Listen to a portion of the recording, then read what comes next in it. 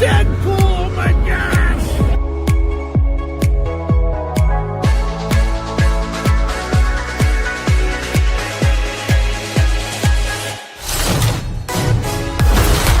Think that one yet.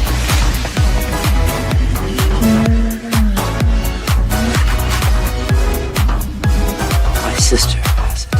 Yes. It's you. I know.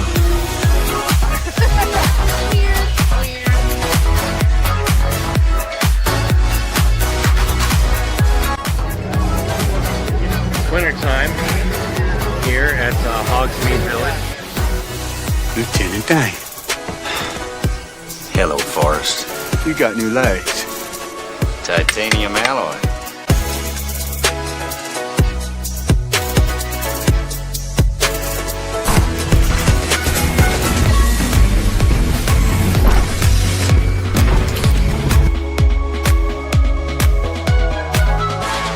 Time for my summer sizzle, cool as a cherry popsicle. No, God! No, God, please, no! No! No! No! It's happening. It's dish time. I've always wanted to do this in front of you.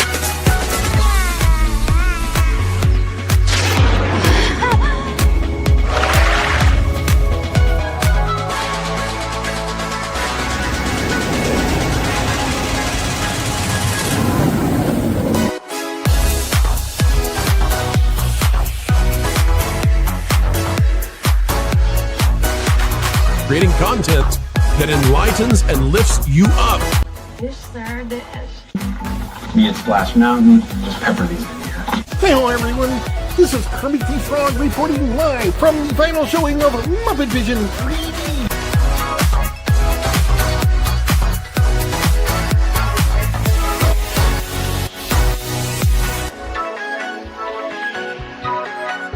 Right? God, I missed our daily dishes.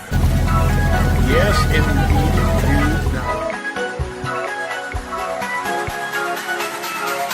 You know, I really don't remember you being this opinionated. Who knows? It's Hollywood, baby.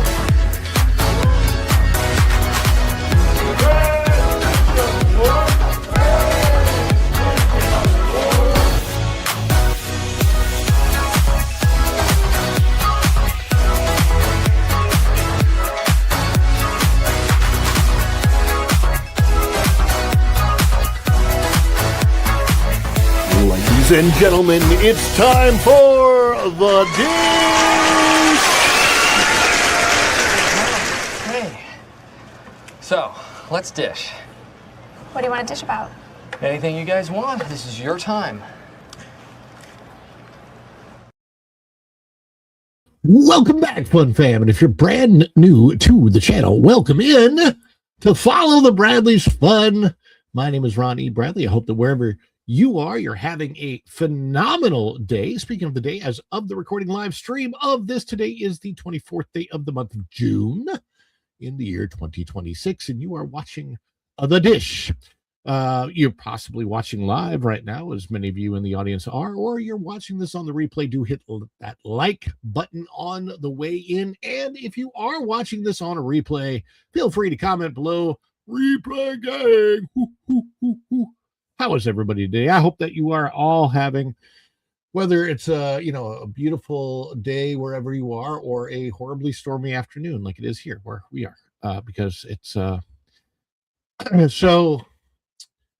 Driving today was interesting because one of the streets we drove on after the storm, or like right after there was like a huge swath of thunderstorms, and the wind was howling, and it was bad, and it was lightning and thunder, all of it.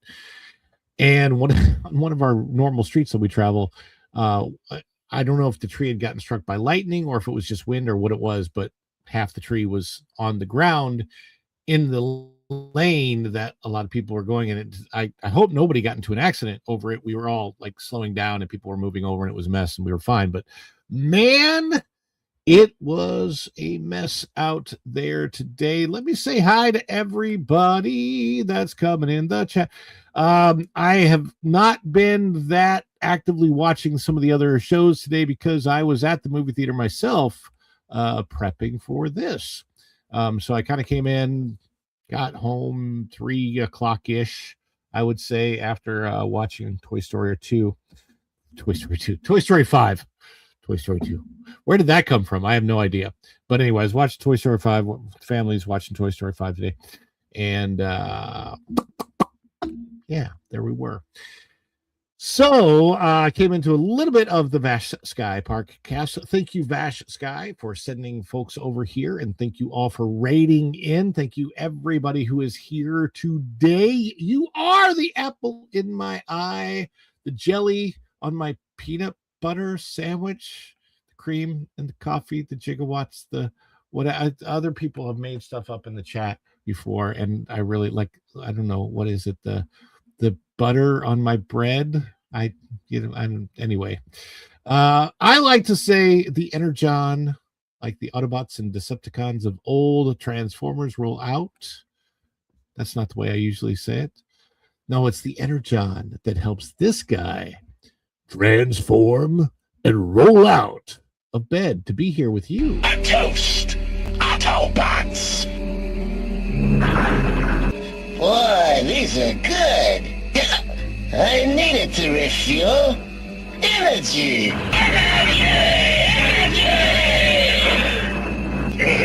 This stuff's the greatest!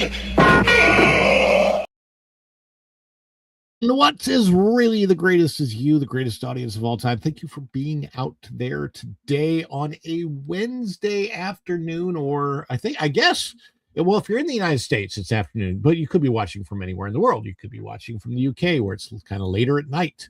Like Juliet, I think, is over in the UK, even though I've never seen her on my channel. It's very sad. Juliet, come over. Justin Dutchy, come over. Anyhow, yes, indeed. Feel free to recruit your friends from other chats. Come on over here. We got TJ Magnifi is in the house. He says, hey, and Going Shogi has chimed in. Please be sure and hit that like button and subscribe to follow the Bradley's Fun. We are moving up. We have got over 16K and 16.2 something now. We're moving towards 17. And we've had over a couple hundred subscribers new in the last month. So that's really, really good. We're working on some things to get more and more and more. And you'll probably see me putting on a lot more content here in the next little bit of time. And let's see, Erica and Raph is here. And thank you for being here. Kit Kat. Our Kit Kat, our friend Kit Kat is here. And Kit Kat, Erica wants to know, how is your road trip going? I'm going to star this one. I think we'll bring this one back up in just a little bit. Freedom Seeker. Freedom Seeker is here. Troy, what's happening, Troy? What is happening? Wow. Anybody remember that show, What's Happening? That's how it would enter, right? Wow.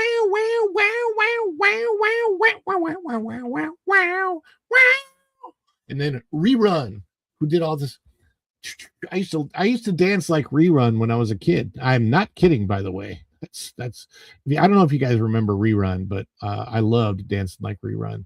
It was a thing. O2RR Vash Sky Parkcast Raid. Raiders of the Vash Sky. We appreciate you raiding over Izzo's place. Weird Rage.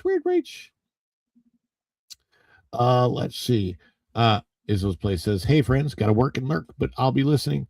Listening, always listening, watching, always watching. Thank you, Roz. Thank you. My mom is here. Everybody say hi, Mom. Welcome in, everybody. Welcome in. And then Kit Kat may be interested in staying as far away from them as possible. Okay. Yeah, Gatorland. As long as they're contained. They're kind of free to roam at Gatorland. They're just not a place where they can get to you.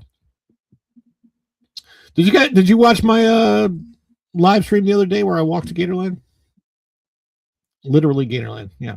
I don't know if you watched it, but it's there. You can watch it on the replay. I literally walk from here to Gatorland. Let's see what else we got. We got some support coming in, which I'll get to in just a moment. All right, I think I've gotten to everybody. Troy, what's happening? Loved what's happening. I grew up with a lot of shows that were very diverse, different strokes, what's happening. What was I going to say? Oh, Facts of Life had Tootie. You had Good Times with Dynamite. Yeah. Yep, Good Times. Absolutely love those shows.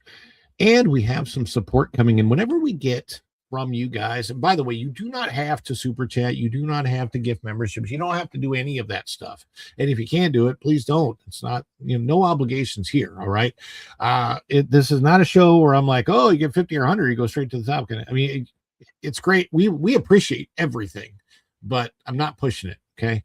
I appreciate you simply being here, watching the show, enjoying the time together, talking about, what this reminds me of is a wider way to do what I used to do when I was a kid, just go in the backyards, talk with the other neighborhood kids about what's happening in the movies and what's happening in the theme parks. And did you go to Six Flags this week? And, this is just a way bigger version of that. And I've been doing it since I was like 5. So I love that I can do it on a much bigger level with a bigger audience. And you are so hugely a part of that regardless. If you can do super chat, super things, super stickers, any of those types of things that support the show, we appreciate it so much and we celebrate it. Always celebrate it. And we want you to celebrate with us. Please celebrate as a community with us. So when we're celebrating, when we're doing these celebrations of pop music and fun stuff and that we're doing, please celebrate in the chat with us by putting some fun emojis down there, whether it's fireworks or stars or hearts, or if you're a member of the channel, you got custom emojis. We're going to practice right now because Freedom Seekers started us off and already gifted one Follow the Bradley's Fun membership that went to, let me see if I can see who it went to over here. My mom got the membership. So Mom, you're a member of the channel for at least the next month. Now my mom can go back and watch all the member stuff that if she missed any of that. And we're planning on doing a member stream coming up. So that's great. My mom thanks you, Freedom Seeker, for that. And we thank you so much here on the channel. And we're going to celebrate. Everybody get ready. Celebrate with us in the chat with the emojis. We're going to do it right now. Thank you so much, Freedom Seeker!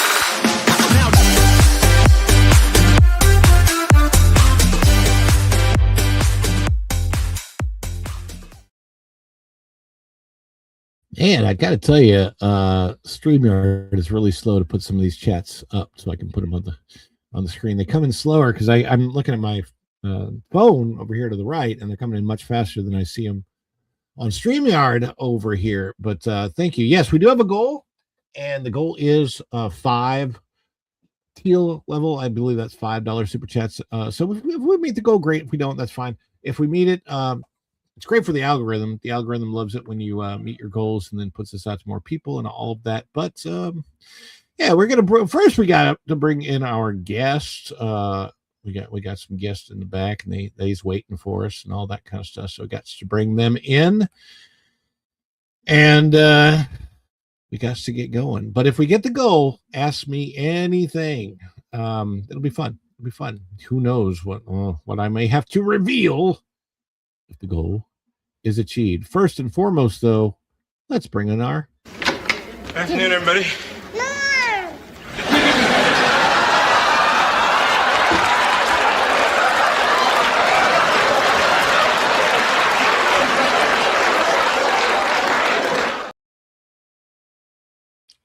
Tom.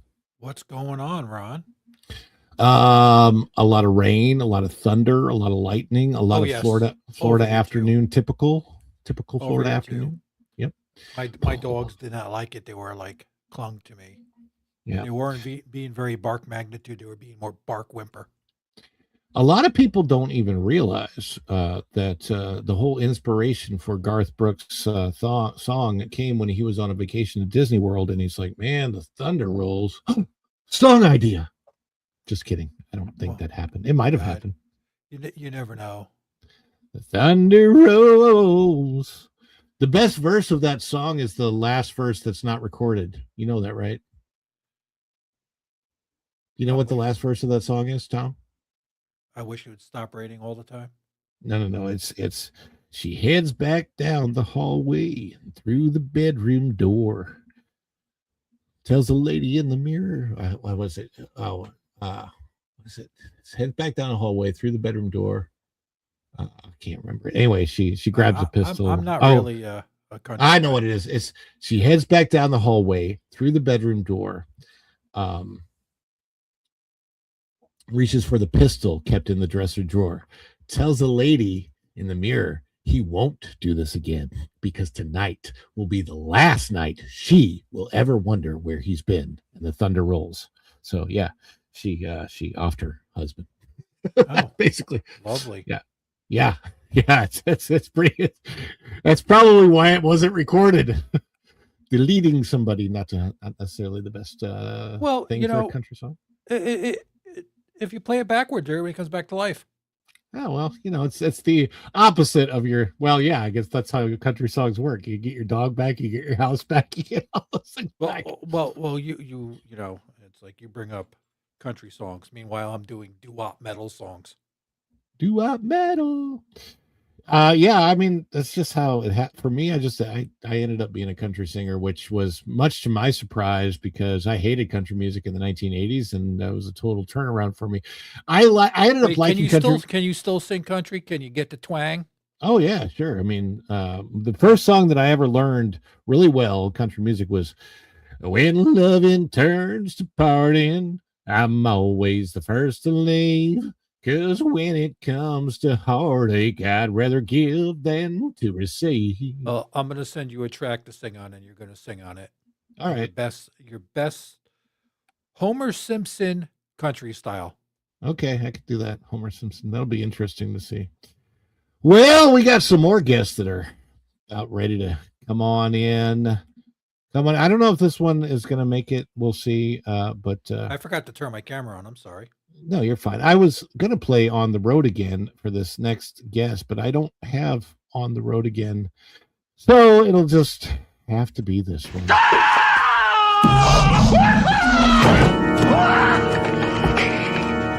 Doc, calm down, okay? Just calm down. It's me. It's Marty. No, it can't be you. I sent you back to the future. Hey, Doc, that's right, but I came back again. I came back from the future. Don't you remember last night? You fainted. I brought you home. This can't be happening. You can't be here. It doesn't make sense for you to be here. I refuse to believe that you are here. Hey. It's the passenger princess. We don't know if she really is here. So let's go back to Erica. Kit Kat says, "How is your road trip going?" Well, it is going. We are on the road. We're on what highway are we on? We're on I-20. We're about 2.5 hours out to Dallas. Yeehaw. No sleep to Dallas. Oh, we've already got stories, by the way.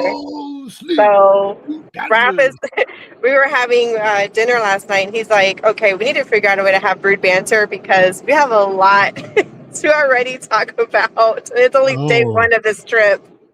It's going to be a blast when we get to that edition of Brood Banter for sure. Well, stay safe out there. I will probably mute your mic when I, just for the background noise. So, but there's how her road trip is going, folks. Erica is here. She's going to be in the background with us, and we'll do the best to get her commentary and commentations and all that kind of stuff. So when you think about it, she's going to Tejas. We're going to Dallas. Can we get a Blues Brothers song out of that? Oh gosh. I That's all don't wrong know. right there.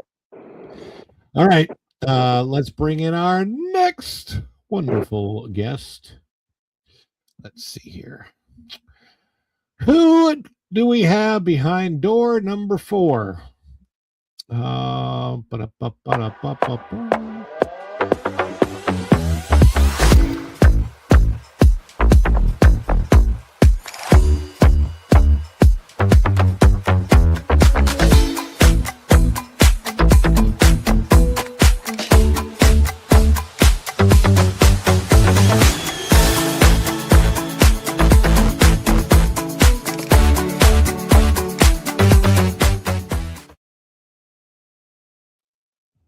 Hello, it's me again. It's Going Shiogi, who I specifically wanted to bring in for the conversation that we're going to have today. By the way, Bonnie Gamester in the house. Hello, Dallas, famous one-way streets, Wild Man of Yavin, I believe. Wild Man has showed up. And this question is probably for Erica. Have you been pulled over by Border Control yet? That happened to me when I was driving from I-10 to El Paso. Yes, San Antonio. that did happen. Yep. And how did that go? How did that go? It was interesting. We weren't expecting it because we didn't know that was even a thing. We were nowhere near the border. We were just driving on I-10, and all of a sudden, we saw that trucks had to pull over. We figured, okay, well, that's pretty standard for trucks. But then they were forcing all traffic to go to this, not a weigh station, but it kind of looked like one of those truck weigh stations. And yeah, it was Border Patrol. They had the canines out. They were sniffing all the cars. And the girl comes up to the window and she's like, "Are you guys American citizens?" And Raph goes, he says, "Yep." And she says, "Okay, you're good to go." We pull off, and Raph, being a smart ass, he says, "Man, I should have spoken to her in a thick accent. See what would have happened." I would have said, if I were Raph, I would have said, "Ein." Jawohl. Das Americans. Yes. Jawohl. Ja. Du hast Americans. We just got back from Germany. So I have also been pulled over by Border Control in the past, much closer to where Going Shogi is. And I want to say hi to Sebrew. I see you in the chat as well. And mine was coming back from San Diego, California.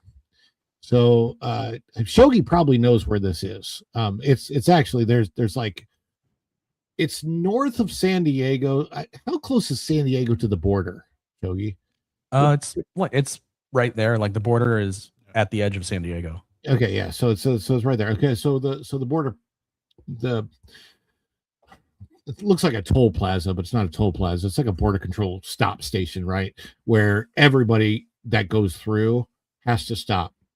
So me, I had a rental car at the time, and I think it was my first trip to California ever.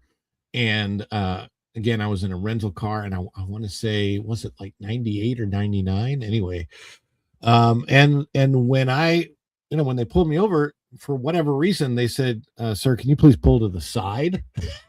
And so instead of going through, I pulled to the side. And again, they asked me if I was an American citizen. I showed them my driver's license. I didn't have a passport because why would I need a passport? I wasn't leaving the country. And they checked my entire car, checked my entire trunk. They had a dog come over and sniff everything. And then they said, "You're fine. It can go." That was it. So I don't know if I look particularly Mexican. Maybe I had a deep tan at the time. That's messed up, Ron. That's messed up. I don't know. I don't know. I just know that I got pulled over, and it did happen. So there it is. I mean, we thought one of the cars. There was like 3 cars in front of us, and Raph thought he saw one of the canines actually kind of stop, like he had detected something. So for a second there, I was like, "Oh, this is going to be a show." Turned out to be a false alarm. Now, if it happened to me today, I would take one of my drinks that I have in the car where everything's melted. And I said, "Hey, can you help me out here? I'm out of ice." Oh God.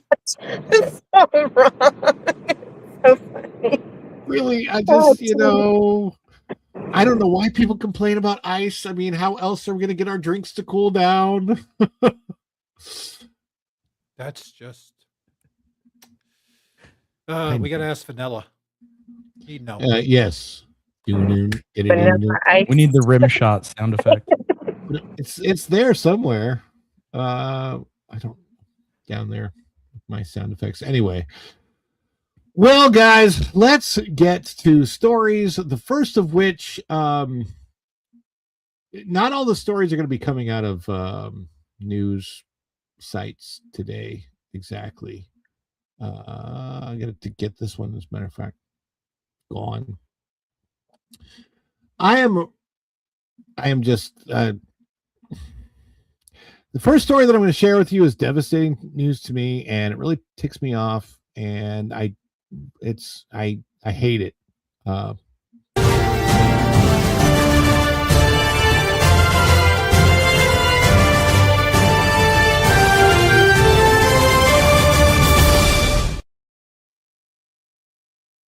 The story is rumor and speculation no more. Breaking news: Disney permanently retires the Grand Floridian gingerbread house at Walt Disney World. Because I just think in the history of dumb decisions, I don't know who is making all of these dumb decisions. I don't like. Let me tell you, if it was up to me, I would be firing every. If you were responsible for Rivers of America, fired. If you're responsible for Splash Mountain, fired. If you're responsible, I mean, just. The dumbing down of Epcot, fired. The ridiculousness at Hollywood Studios, fired. This absolutely fired over. This ticks me off so much. But I think it's a sign that they are basically saying, hey, if you're not willing to stay at our resorts, we want you to keep the F out. Because it's a reason that people would go to the resort if they weren't staying there at the Grand Floridian.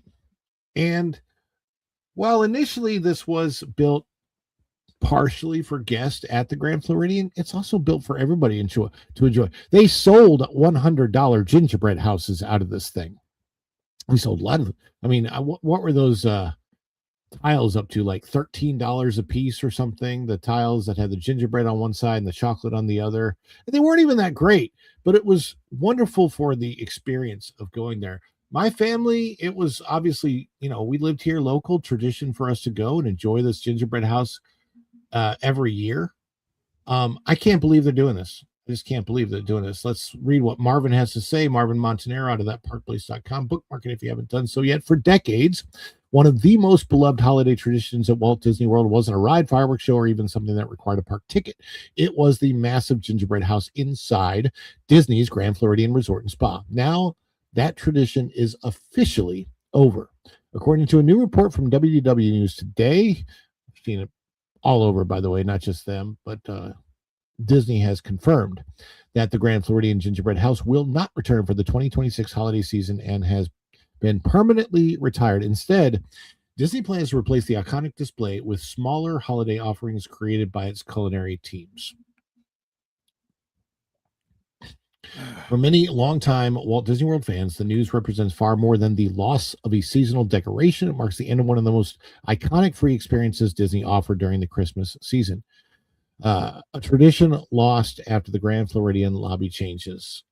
The writing may have been on the wall last year. Disney suspended the Grand Floridian Gingerbread House during the resort's lobby renovation project, which included the installation of the Perch, a new lobby bar. At the time, Disney framed the absence of the gingerbread house as a temporary consequence of construction. Many fans assumed the display would return once work was completed. Instead, Disney has now confirmed the opposite. That has naturally led many guests to question whether the addition of the new bar ultimately sealed the fate of the gingerbread house. The massive holiday display occupied a significant portion of the Grand Floridian lobby every Christmas season, drawing thousands of visitors who traveled to the resort specifically to see it. Now that space serves a different purpose. The irony is difficult to ignore for some Disney fans. The lobby already featured lounge options on the second floor, leading critics to wonder whether Disney prioritized a new revenue-generating location over one of the resort's most beloved holiday traditions. And of course, this is the question we all have in mind: is Disney trying to discourage resort hopping? I feel like it's pretty open at this point. They're going to lose money in like that. It's this is a short-term solution that is going to be a long-term detriment. I'm 100% sure. So you got to think, is this Josh or was it Dana? I don't think this was Josh or Dana. I think a lot of it's Josh. I also think a lot of it is the current Walt Disney World president, and probably even the incoming president. It's pretty clear that the mandate is, what can we do to create more revenue and we make a higher profit off of alcohol? It's literally, it's just that. It's not about providing. It's very clear that it's become no longer about providing the best guest experience, because there's no way that a lounge in the floor of the lobby is a better guest experience than, I remember the day. I'm sure you do too, Tom. You used to walk into the Grand Floridian lobby.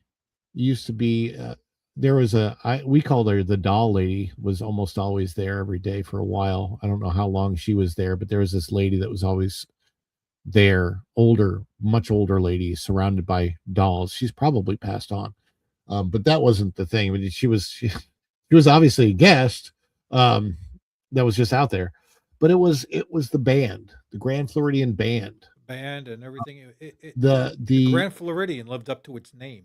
Yes, it felt like walking into the most wonderful part of the turn of the century last year. I believe it was. Is it? It's not Coronado Springs, but I think there's like one called the Grand Coronado in California, Southern California, that is designed after. Do you remember, Shogi? It sounds familiar, and I think it's in Palm Springs, right?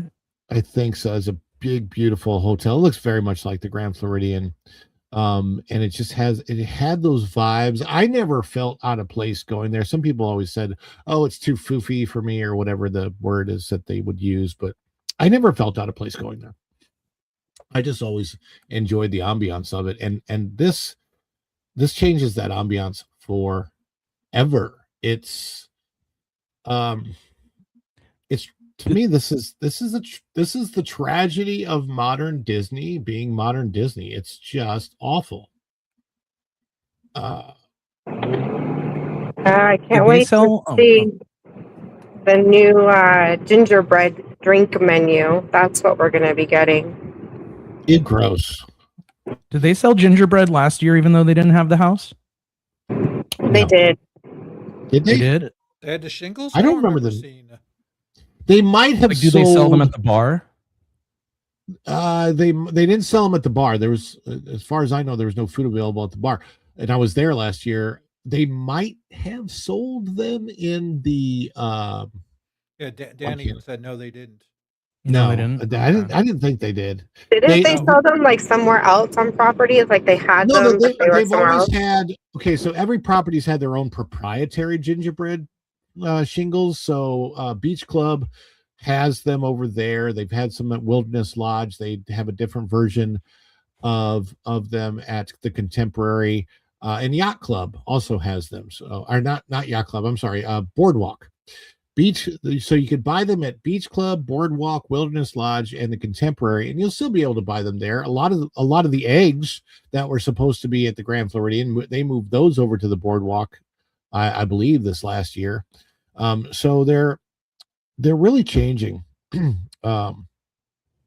they're clearly trying to change the experience of people coming and enjoying the ambiance of the resorts if they're not staying at the resorts, which is weird because you would think Disney would want to make more money. Like if you're not staying at the resort and you're a local and you come over, you're going to spend money. Like one of my favorite things to spend money on, of course, I'm a pass holder, but I like to go to the boardwalk and enjoy the Reuben sandwich. That's like one of the best Reuben sandwiches ever. And I would still do it. It's a really good Reuben sandwich. It's so big, usually I'll split it with my wife. But them doing this signals to me as a local, hey, we don't want your business. We don't want you here. Like we would prefer that you just stay away. And my feeling is, and I could be wrong about this, and you guys can chime in, my feeling is that the more they do this, the less business that they're actually going to get over time, because when people aren't traveling from abroad, as many aren't right now, and don't they kind of need locals to fill in those gaps? I just don't know that this is a great long-term prospect. Well, it's the same thing with them not making the passes really passes and having to do reservations. It's just hurting them in the long run. I mean, the return they would get off of how much they spent to put that house together, it's just so foolish to get rid. They would sell incredible amounts of gingerbread out of that thing. And so even if they spent like 15 grand to put it together, they would make that back in the first 3 days in cookies. It doesn't take much to put it together. They have plenty of space to put it in. They really do. And as a matter of fact, I'll show you a picture that shows you that they have plenty of space to put it in. Let's see if I can bring this up here on the screen. We'll share that. And I'm just I think this might be like a way for them to try to chase people into the parks to spend money. See, I don't see that, because certainly at Christmas time, there's already going to be enough people in the parks. That's the busiest time of the year. So look in front of the tree. The tree is huge. The bar is there. And then where this couch is towards the front of the picture is where the gingerbread house would typically go. There's still plenty of space there, plenty of space to put a line around there. And there's also other ways to do it. And that's even with the bar there. And frankly, the bar being there would have probably, those two could feed off each other. Like, hey, let's go grab a drink and a piece of gingerbread. People would do that. Don't they have meeting rooms right over there too? There's all kinds of stuff. There's enough space that they could have tucked the gingerbread house, routed out of the way, and not affected their bar patrons. Not at all. I mean, if you look at the way the bar is set up. Well, I was there. I got to watch a mother with a very small baby with her on her chest chug down a beer first thing in the morning. That's always a lovely thing to do. It just. I thought that was only at Epcot.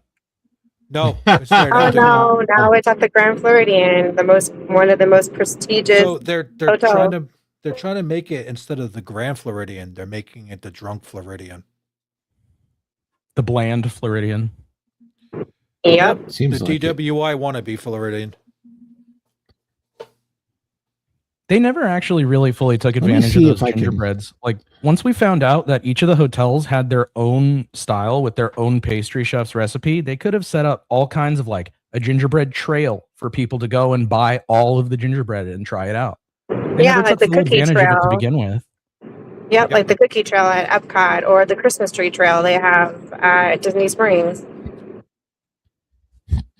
So here's a picture from 2 years ago of them setting up the gingerbread house. Now, you can kind of see where there's a lot of space behind the gingerbread house. That's the huge floor. In any of that space, they could have set it up.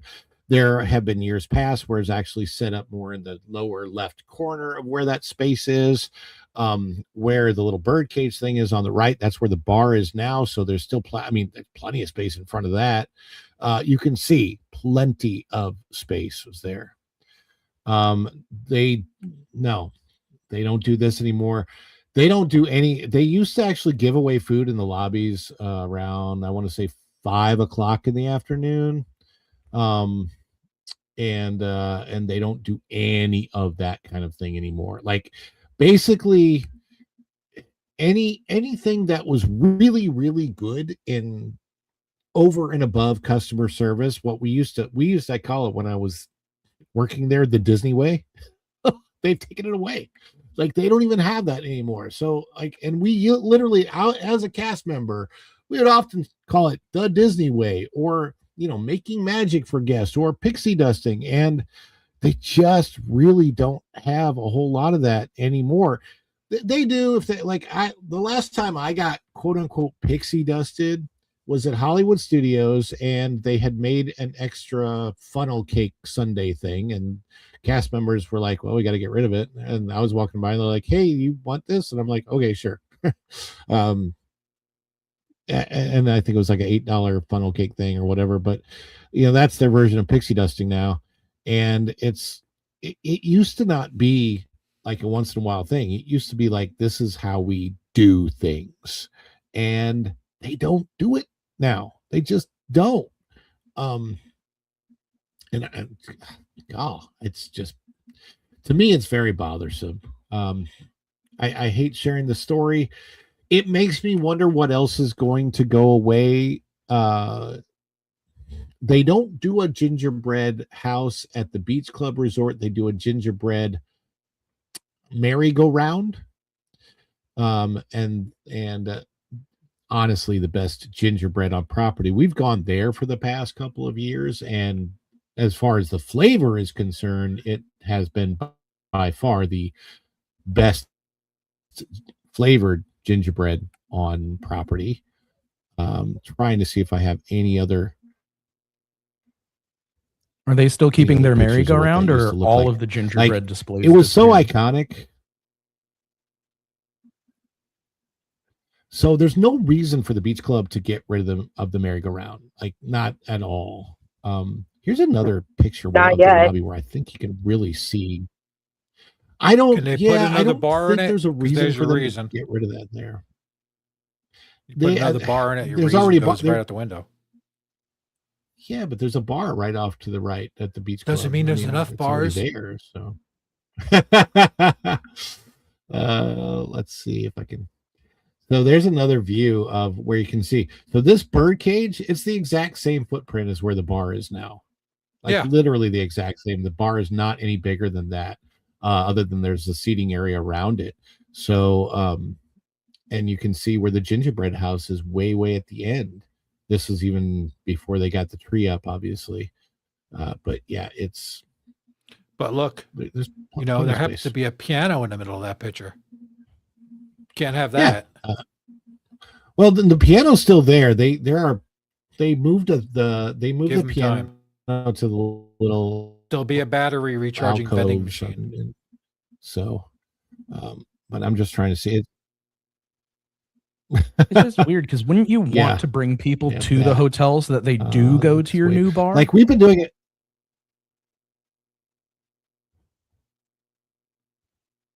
You would think. Yeah. One would think. We've been doing this, like this has been a family tradition for us for years going there. And I'm trying to see as far back, like, oh, here we go. This is that picture is a little bit blurry, but I'll put it up there anyway. You can see this. This is back in that's back in 2012, just before Xander was born. That's Virginia and myself in front of the gingerbread house when she was pregnant with Xander. Like this is like a family thing for us.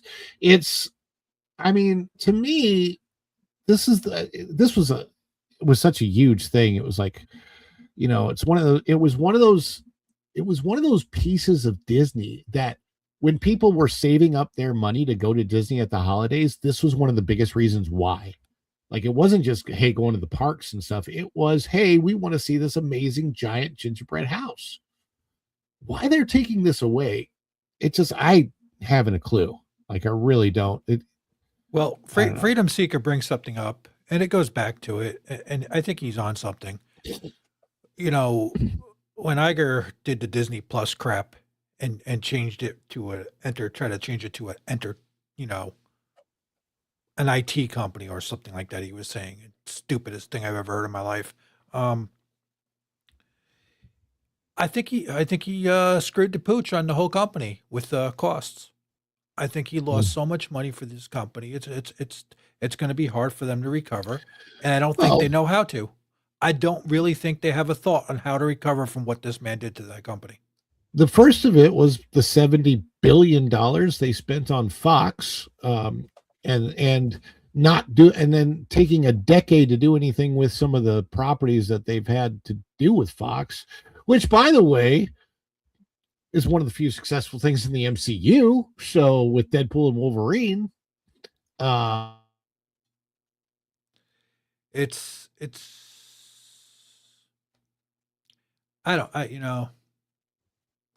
kind of weird.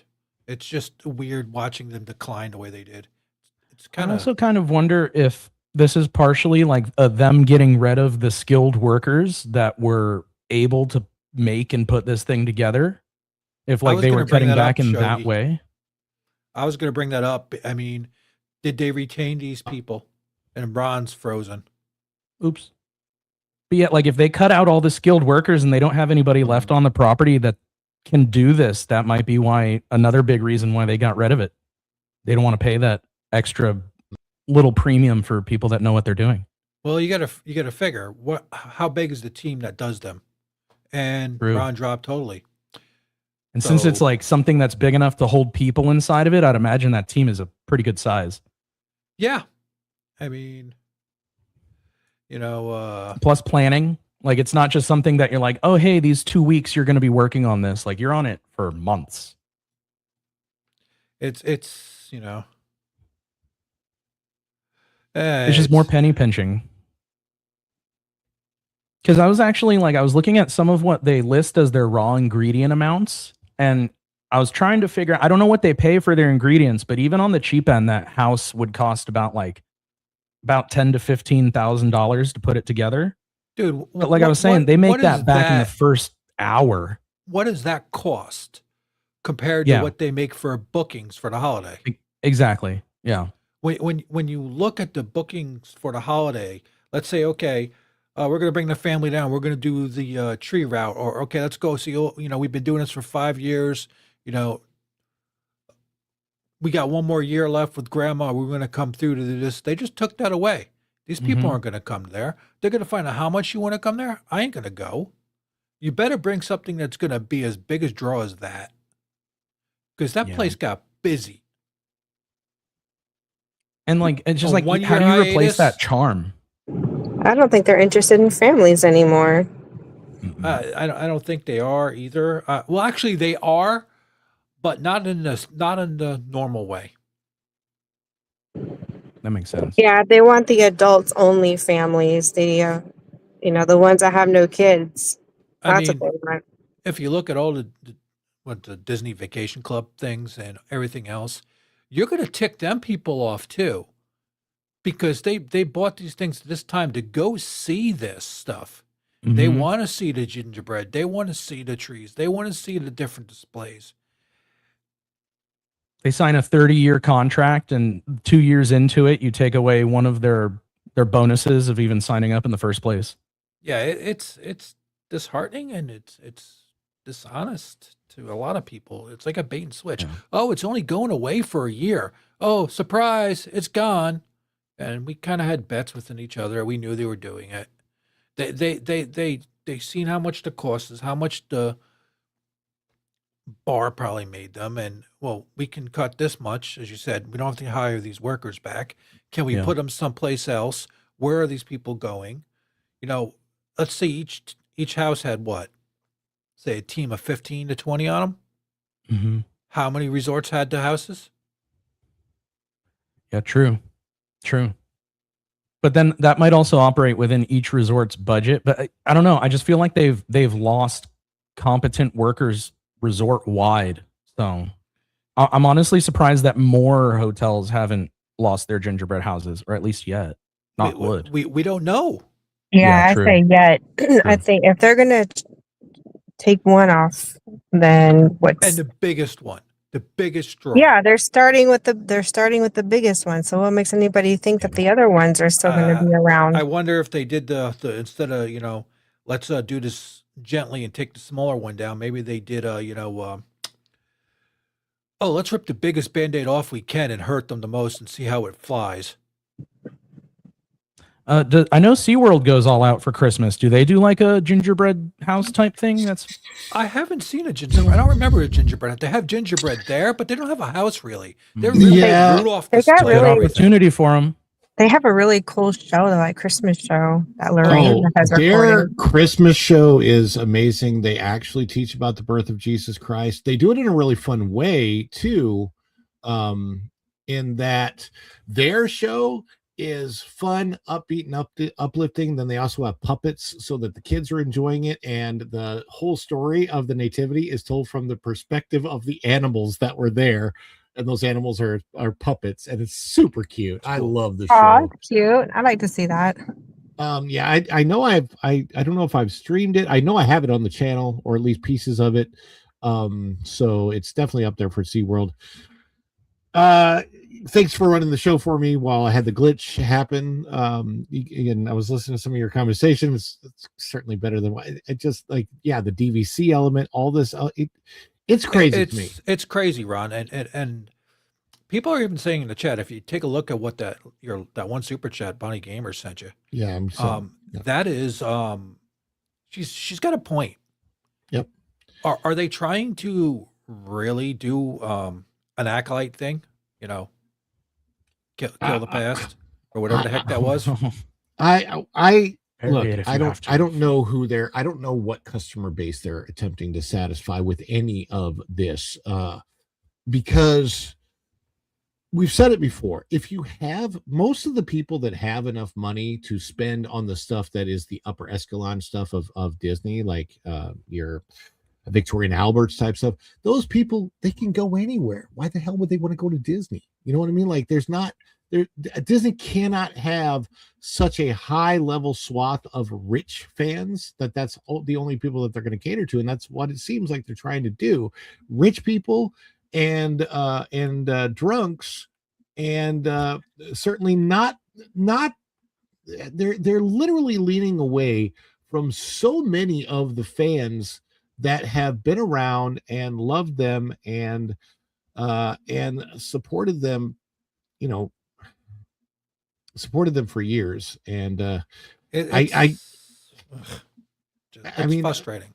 It's going to backfire because go ahead, Tom. Sorry. I brought up a point. We had our granddaughter, we took her around and everything else. And this last trip, we took her to Disney Springs. Mm-hmm. And she was around. She's like, I like it. I'm shopping, but I had more fun at Universal. It's come from a 10-year-old. Oh yeah. And we didn't prompt her. I'm like, are you enjoying yourself? Yeah, Grandpa, I had more fun at Universal. Really? And it's like, so when your brothers come down, do you want to do Disney? I think they'd have more fun where we went. See, there you go. Why? I think as crazy as they are, Disney is really leaning into the whole Disney adult thing. Now there are adults without children that go to Disney, and they're called weirdos.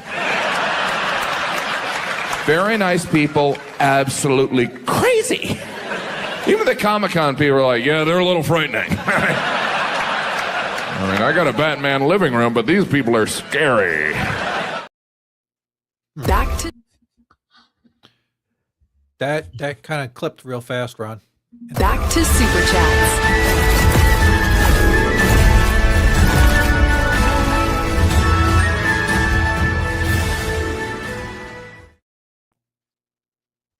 I tell you what, hopefully some of this stuff gets fixed soon, sooner rather than later. I'm sure it will. O2RR chimes in for $4.99. Since you've helped me become more knowledgeable about the Orlando theme parks, I'd like to help you become more knowledgeable about the Epic Worlds. Well, absolutely, O2RR. More than welcome to buy me a ticket. Can O2R help me write a song about Epic? There you go, O2RR. Get with Tom and probably write him on X. And yeah, you can write a song about Epic. That would be very, very cool. Everybody, let's help us celebrate O2RR in the chart. It's up here somewhere. There it is.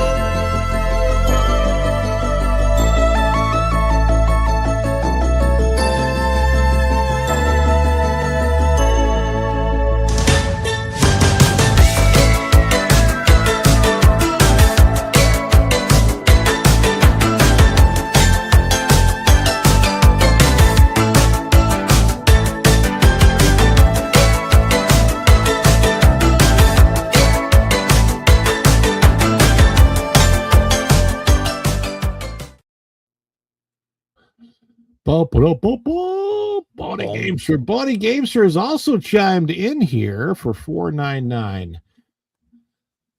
I wonder how many guests with I wonder how many guests are new with no memory like we have. They don't know what went before. Percentage of the new to returning guests focus on new. Which, okay, I get that. I get focusing on the new. Here's the problem. How many new guests are coming to Disney and don't know about the past? Like, Disney is one of those brands where it's about how your parents, your grandparents, your parents, now your kids, your grandkids, the whole thing with Walt Disney, the whole thing with Disneyland, if you know the story, is Walt is playing with his daughters and they're out at some carousel or something, and he just kind of gets this vision of what would it be like to have a place where all of the generations of a family could play together and enjoy their time together. And that's what it was about for Walt, building Disneyland. It was a really small idea in Burbank, and then they had to move it because the idea grew. And his wife thought he was crazy for doing it. And it kind of became an obsession. They got Disneyland built and realized, hey, I really want to do more. I want to find a place with all the land that we can develop any of the ideas that we have. And that's how Florida became a thing.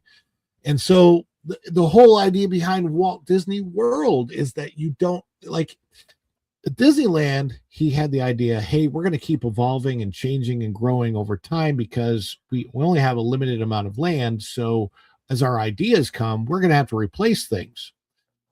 That frustrated Walt. So I hate it when people bring that up about Walt Disney World, because it's the wrong thing to bring up about Walt Disney World. He never said that about Walt Disney World. He said it about Disneyland, and it frustrated him to no end that they would have to keep replacing things. So he wanted Walt Disney World, a place that could hold all the ideas that they could ever have, and they wouldn't have to get rid of old stuff to do it. They could keep the stuff that people already loved and just add to it. So it's the exact opposite thing there, which is crazy to me. Anyway, Bonnie Gamester, thank you for the $4.99. That's the first time I've seen you chime in. I really, really appreciate that. I think that's old Lady Gamester, isn't it? Is it Lady Gamester? I think that was Lady Gamester. Oh, it's Lady Gamester. Okay. Okay. So Bonnie Gamester, Lady Gamester, if you are the same person, I didn't realize that. I apologize. I know the character in that avatar. Who is that? It's bugging me because I reckon it's like it's Madame Mim from The Sword in the Stone. Okay, that's why. Because I still haven't watched Sword in the Stone. You guys, what? I know. You guys get on top of me for that, but anyway, Lady Gamester, Bonnie Gamester, we are gonna celebrate you right now with the celebration. Is it too much? Too much?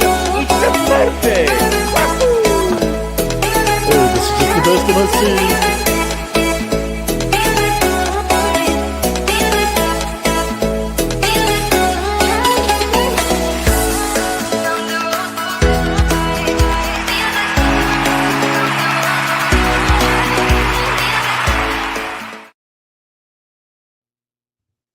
got to watch that movie, Ron. You got to get on that ASAP. And the thing is, she also looks very similar in character design to my favorite Disney character, which is Witch Hazel from the Trick or Treat for Halloween, the Donald Duck short.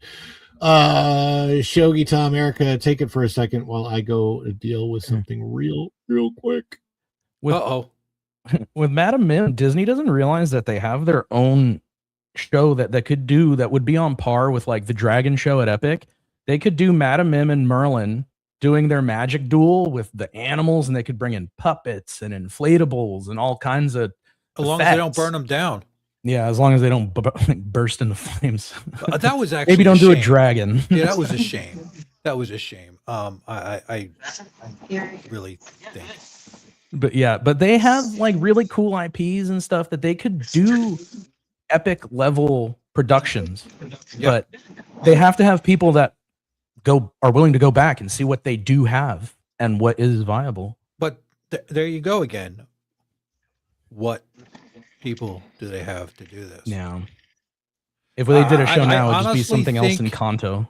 Okay, I'm thinking they're going back to the pandemic when they got rid of everybody, laid people off, and they lost a lot of talent.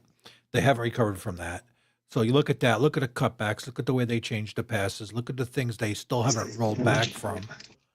It all adds up to making it not a fun experience. Yeah.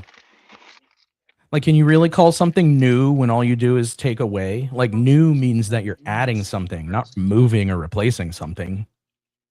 Yep. No, there's not a lot. Galaxy's Edge could have been new if they would have built it where they were supposed to, which is ironically enough where the Monstropolis monstrosity is going. Yeah. That ride looks fun, but it's just such a shame that it's going to be tainted right out of the gate. Well, and that's the thing. None of this stuff has to be the worst offender there, of course, is Rivers of America, because that is literally it degrades the theme park. And what I mean by that, a lot of people don't understand it. It's that the theme parks for Walt were a place where he also wanted to teach history to people in an organic way where it doesn't feel like they're being taught, but they are. Like, it's just, I'm enjoying my time. I'm going in here. Oh, what's this thing about Tom Sawyer and Huck Finn? Oh, Mark Twain. Oh, I could totally learn about that. Like the Liberty Bell, the Rivers of America. What is all that about? Like, what's, Frontierland, American history. Walt wanted that to be a very huge part of it. And I'm 1,000% sure that the Stories Matters group said, we have got to get rid of anything that relevant to American history, because the few weirdo far left radical nut jobs that work in Burbank decided that they didn't want the Disney company, where Walt loved America and the American family, to be a part of any of that. And it's really bothersome. Yeah, I agree with you to a point. I also believe there's bean counters involved. Mm-hmm. Well, yes. I mean, there's obviously it's a double thing where, hey, we Lightning Lane, how do we do that? But the thing is, they could have built Piston Peak. They could have built Villain's Land outside of Rivers of America. Honestly, if they had a problem with Tom Sawyer Island, I think we talked about this, Ron. If they really wanted to do that with Tom Sawyer Island and get rid of it, they could have easily converted that to a Tiana's restaurant and actually made it a good looking bayou. It could have been amazing. It could have been amazing, but they chose to go totally with like a big band and a dance floor and really turn it into like something that people have to go to. They could have done that and made it all work. Instead, with Tiana's Bayou Adventure, they made a ride so offensive that 13-year-olds are just like literally jumping out of the logs to get out of there. I think that was a TikTok moment. Probably. What do we learned something about? Like, I've seen the video footage now. I've seen it. It's just like I feel bad that anybody had to watch that, especially other kids, other people to see that. Yeah, it looked really frightening, but my understanding is he was like really, like, the injuries were very minor. It's like, well, he's young yet. He can still flexible and bounce. If me or you did that, we'd be broken into a billion pieces. Got those rubber bones. However, I would imagine I do wonder how that works with Disney. But he is a kid and he is falling out, but he also broke the rules. So how does that work with is there the thing is, after you interview him and you find out if it's his intent, and if he slips up and he says, I wanted to get out of it, he's cooked. Yeah. I know. I have no idea. That was a weird story. But and in the chat, you also got somebody saying, wonder why somebody was filming it. They're always filming the ride. I was going to say that's actually a fair point. Because only one person managed to get footage. Really? Only one? And the only footage of him actually getting out of the log is the one that I've seen going around. No, I mean, I've filmed. Disney that has to ride have their own camera too. Oh, I'm sure they have their own, but they haven't released anything. Yeah, no, but it is surprising. Like usually, I mean, we do know they've cut down on live streamers, but so I guess it's a good thing it wasn't being live streamed at the time. Yeah, it's interesting. Piston Peak base. Oh, I would have been great if you were live streaming that, Ron. Well, it was in California. I wouldn't have been there. Shogi, get on it. You're on the panel now.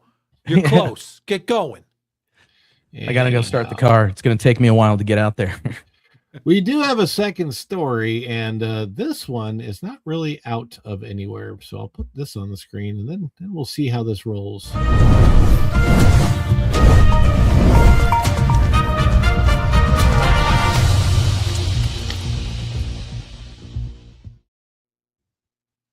It's very hot, icy looking. It's icy hot. It's an icy hot. It's like the stuff I put on my sore muscles. Well, here's the deal, folks. I have had 2 busy back-to-back box office days with my family. We went to see Michael last night, and we went to see Toy Story today. On the panel, who has seen any of these movies? I know, Shogi, you've seen at least Toy Story 5. I saw Toy Story, but not Michael. You haven't seen Michael? Either one of them, Tom? I didn't see Michael because I grew up seeing enough of Michael that I don't want to see Michael. You lived Michael. And then Toy Story, I mean, if the girl would have wanted to see it, would you have taken her? Though I think it came out. Yeah, too but late, she went right? home before it came out. Yeah, she went home too late. Yeah, we took her. We took her to see the Sheep Detective, and she loved it. Oh, that's awesome. That's awesome. They're making a sequel to that, aren't they? Yeah, I think the sequel to it is Sheep Detectives on the Lam. I was going to say the sheep are scared, and no, that's Ron's tag phrase, where they're men and the sheep are scared. Sorry, these jokes are so bad. Anyhow, so Michael was it was amazing. So the movie Michael is about the first part of his life up until 1988. So it deals with his tragic upbringing. I want to start with talking about Michael in that there are 2 major things to me that they missed in his life. Obviously he had a lot of living, right? A lot of living, even in his younger years. They missed Dancing Machine, though, which I was really surprised about because that was one of the biggest hits of the Jacksons.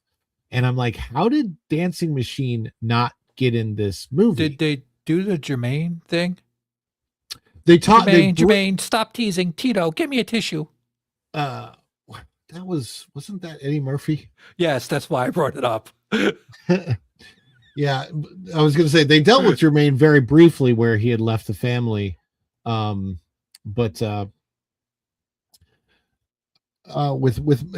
was all focused on Michael, but one of the biggest parts of that period of his life that was pretty huge, and they totally skipped over it, like completely. They like ignored it, like it never happened.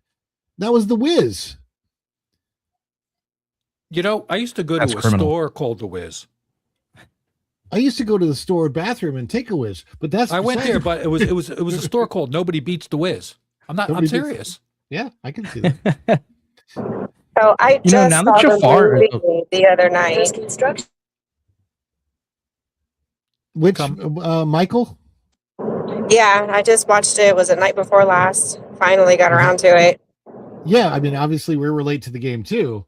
What did you think of it? I thought it was interesting. There was Janet wasn't in there at all, Not at all. No Janet. and so that was weird. No And Reedy. it really just cut off. I guess at the peak of his career, it just kind of stopped, and the movie just kind of ended right there. Yeah. So where the movie ended, what was amazing as a personal thing for me is that the movie ended showing not real footage of it, but like the recording of the movie part of it of his 1988 tour, his bad tour, right? Right. Yeah. That's the tour I went to see when I I'm saw Michael sorry. Jackson live. Oh wow. I'm sorry. It I must don't know have why been you bad. just- yeah, no, it was amazing. It literally, like, the fact that I have gotten to see Michael Jackson perform live in, it wasn't so much a stadium. I mean, it was kind of a stadium, but it was indoors. It was the Checker Dome, I think, is where, Like an I think it was at the amphitheater? Checker. It was an auditorium, like a huge, like a soccer stadium, but indoors, right? So it was where the St. Louis Blues soccer team used to play, and I saw a lot of concerts there before they tore it down. I saw Janet Jackson there too, but it was an amazing show. And what was really cool about it, I'm like watching the scenes, and I'm like, it took me back to the moment where I was watching it live, and I remember him doing that in the concert. I remember the people who were represented in the band in that concert. Like the gay lady that plays the guitar has a big giant white hair thing. And it's like, I remember. I mean, like, it literally took me back like I was a 16-year-old in my seat at that concert. It was weird for me because I didn't like any of the people I was with at the concert. So that was a strange thing. So you didn't like your friends. Gotcha. I didn't go with friends. I went with somebody else who loved. All right, guys. Who else has to leave now? Let's go. It was weird. Like, I went with somebody who liked Michael Jackson as much as I did, but we weren't really friends. But it was okay because we had that one thing in common. And then I also took a blind date to it, which was also kind of weird, but because the date ended up being weird, but the actual show was phenomenal. And of course I can never forget that night. And that's where this movie ended, which was 1988. I think it was 16 at the time, or just turned 17, one of the two. It was just so freaking cool. Like, and my wife is a big Michael Jackson fan. I'm a big Michael Jackson fan. I try not to think about whatever his personal stuff might have been, because there's still a lot that Ron? we don't really know the truth about that. Since you're a big Michael Jackson fan, I just want to say I'm an air conditioner. Oh my God, I see what you're saying. but the Jafar. Sorry, it's what I'm in a mood. Jafar Jackson, he was amazing. He was amazing in the role. Like, the iconic scenes from Beat It and Billie Jean and Motown's 25th, the stuff that he did with the brothers. It was really tragic when they showed what happened with Michael Jackson's hair catching on fire and his scalp catching on fire. It burnt part of his head off. There was nerve damage, and they really kind of brought to light how bad of a character Joe Jackson was. And I'm pretty sure, like, the movie was produced by the family, like LaToya and his brothers. They all helped produce this movie, so I'm pretty sure that they were okay to be accurate about it. Where, like, the first thing Joe Jackson asked after, like, when Michael was in the hospital and possibly going to lose his life, is he says, "How soon is he going to be able to perform again?" that was his question. It's like he almost died.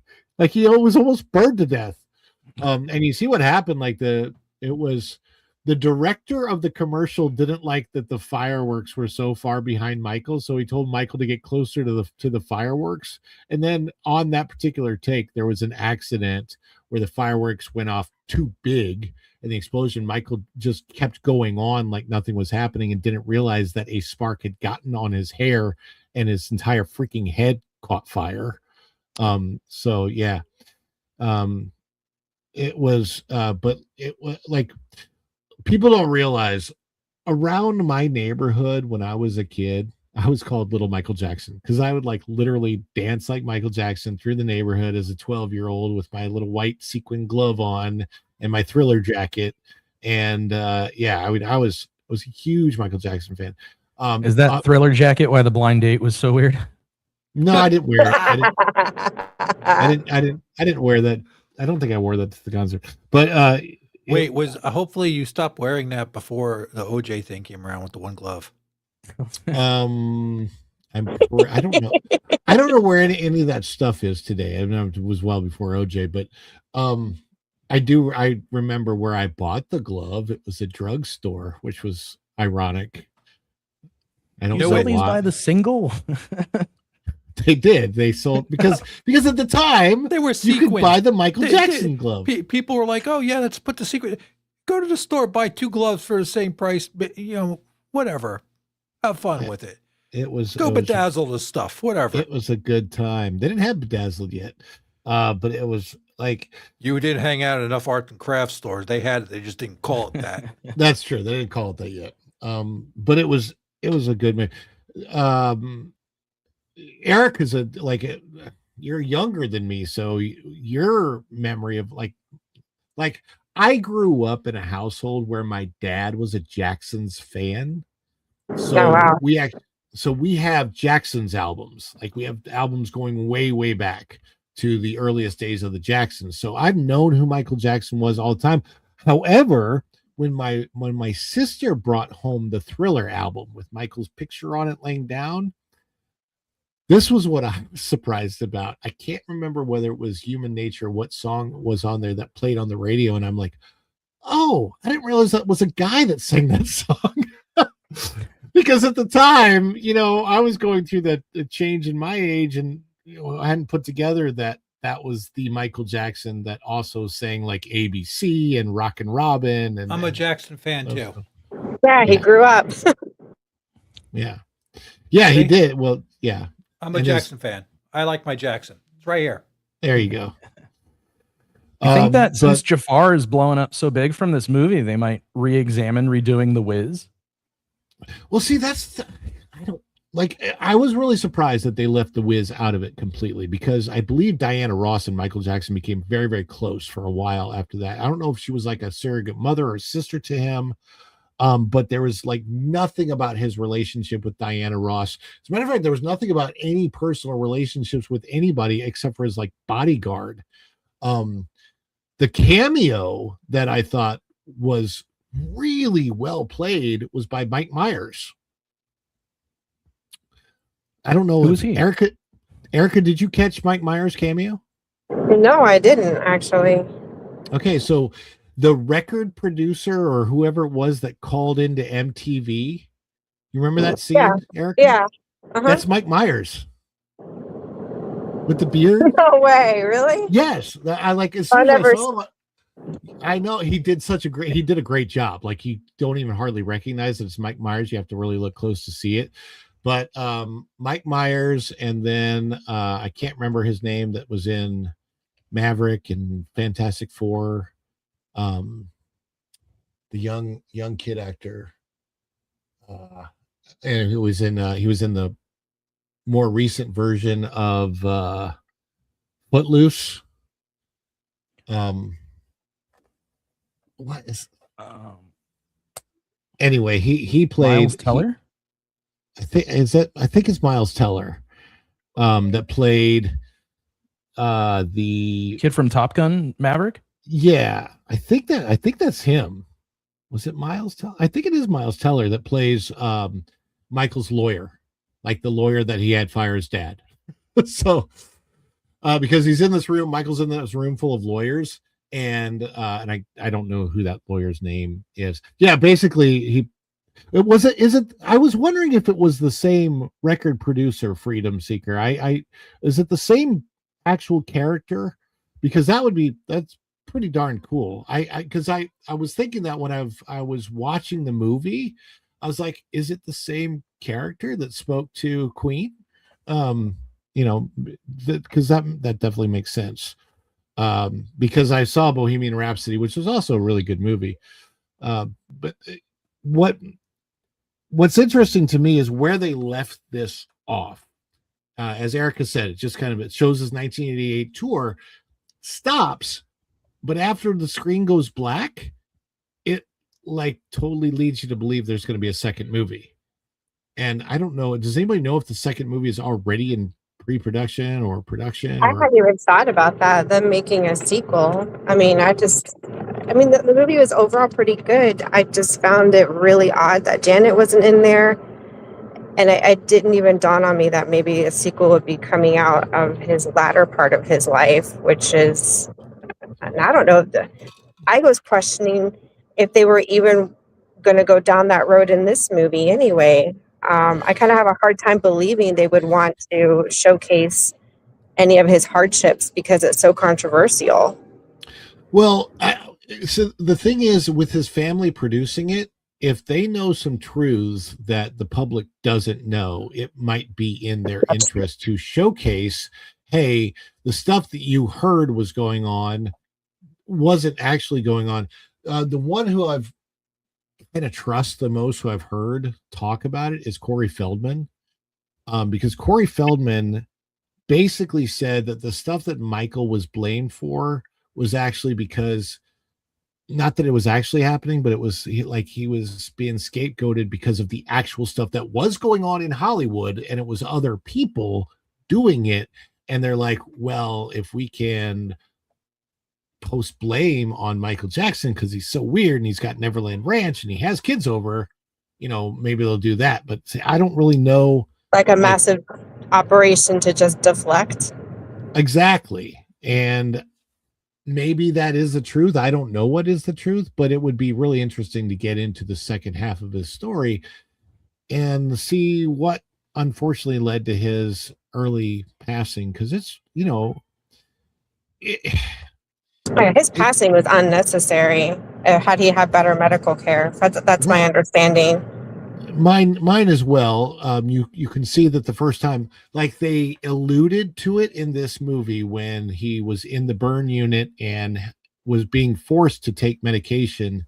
I did catch that against his will, and that was the first time. I wonder about his what Joe Jackson did to him. Obviously, very negatively affected him, so much so that animals became his friends at the Jackson household. He's got a giraffe, he's got a llama, he's got a monkey, a chimpanzee, which, by the way, the chimpanzee Bubbles, still alive, living here in Florida. No way, really? Yeah, Bubbles is still alive. He lives at a refuge for great apes in about an hour and a half north of where I live, or no, south, about an hour and a half. It's not too far from Legoland, very, very close to Legoland. I did not know that. I did not know that, Ron, and I'm surprised I haven't seen you try to go pick up a monkey. If I had the opportunity to hold a baby chimpanzee, I totally would too. I mean, that chimpanzee was super cute. I loved that. One of the biggest poster sellers of Michael Jackson, remember, was the Michael Jackson plus his chimp Bubbles poster. Like, they sold it everywhere.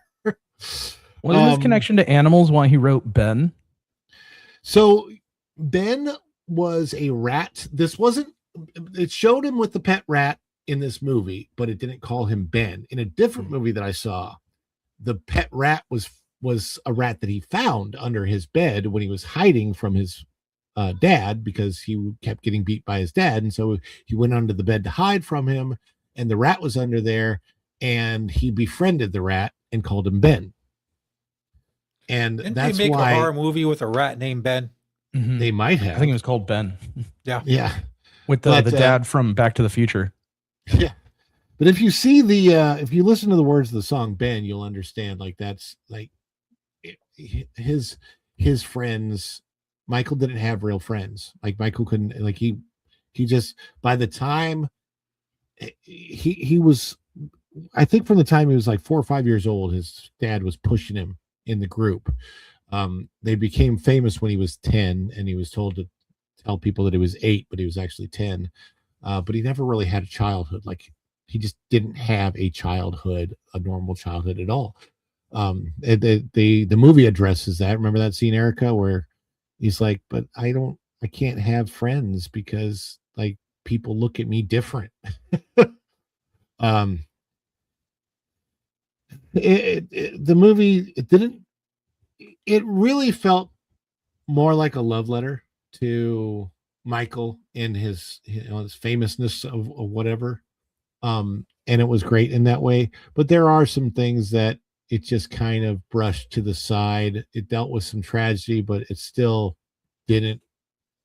It could have gone a lot deeper into it. But what I felt, and Erica, tell me if I'm wrong, I felt like this movie it dealt with the tragedy because it knew it had to, but it wanted to be much more of a celebration of Michael's life. Does that make sense? Yeah, that sounds pretty accurate. More of a celebration of life than anything. Yeah. I feel like they could have gone deeper because I was really curious about, okay, how deep are they going to go? And I love stories that go really deep, especially with these kinds of stories. Yeah. But now that you mention it, I think it was more of a hey homage and celebration of life. Bonnie does say that the second movie is in pre-production, and look, it's made a bucket ton of money, so I'm fairly sure almost $1 billion. Whatever you do, don't sell it to Disney.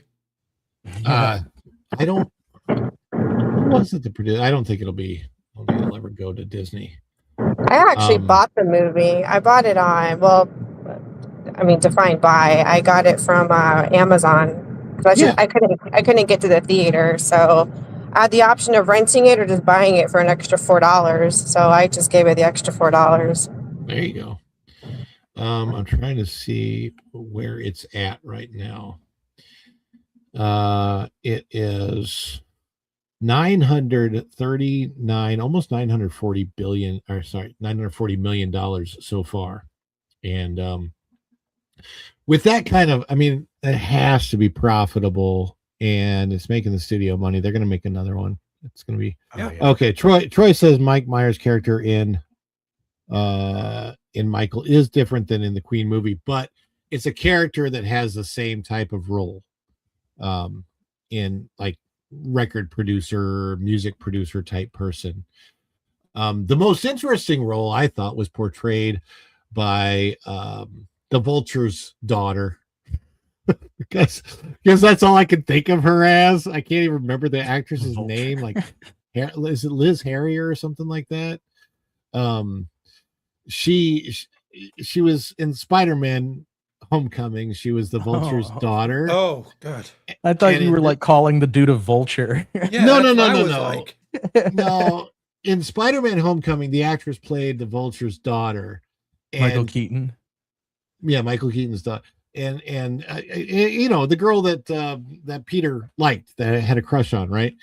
And in this movie, she plays the woman that discovers the Jacksons, and she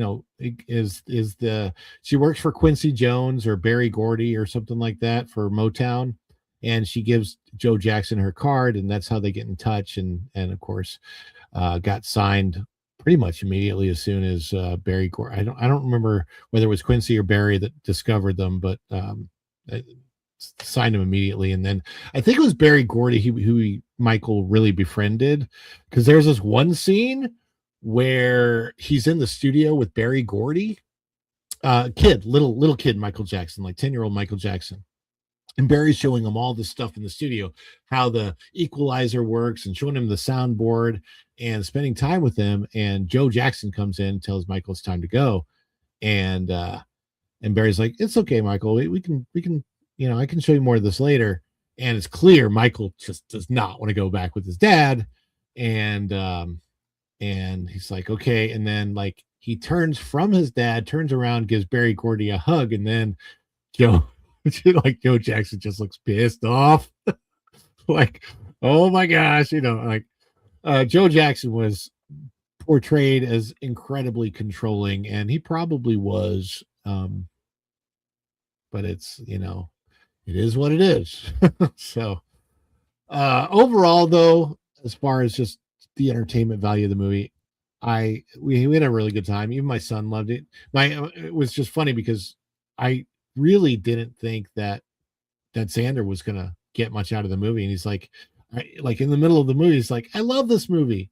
I'm like, are you serious? He's like, yeah, I really love it. So the fact that my 13-year-old kid who really has not had much of an introduction to Michael Jackson or his music, really enjoyed it. So to me, that was a testament that it was a good piece of entertainment, which I think in the end isn't that what you want from a movie? Is just for it to be a good piece of entertainment for everybody.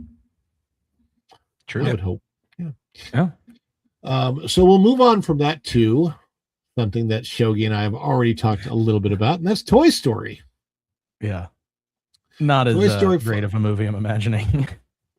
I mean, I found a lot of it boring. That's just a boring movie. It was. I think that was its biggest crime, is that it was boring.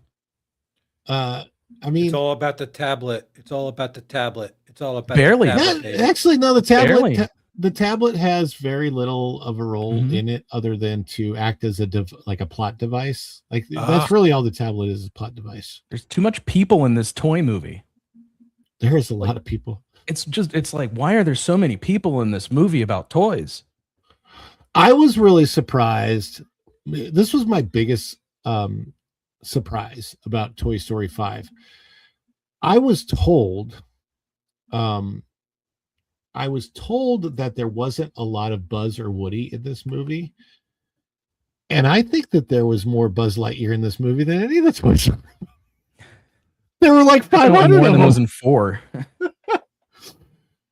There's an army of Buzz Lightyears in this movie. Like a literal. I have a problem with that. I have a big problem with that, actually, because their literally only existence is to be a plot device to get them from point A to point B and C at the end. Like, I really thought that the only point of their existence was to sell the $75 toy that comes out in August. More than likely. Yeah.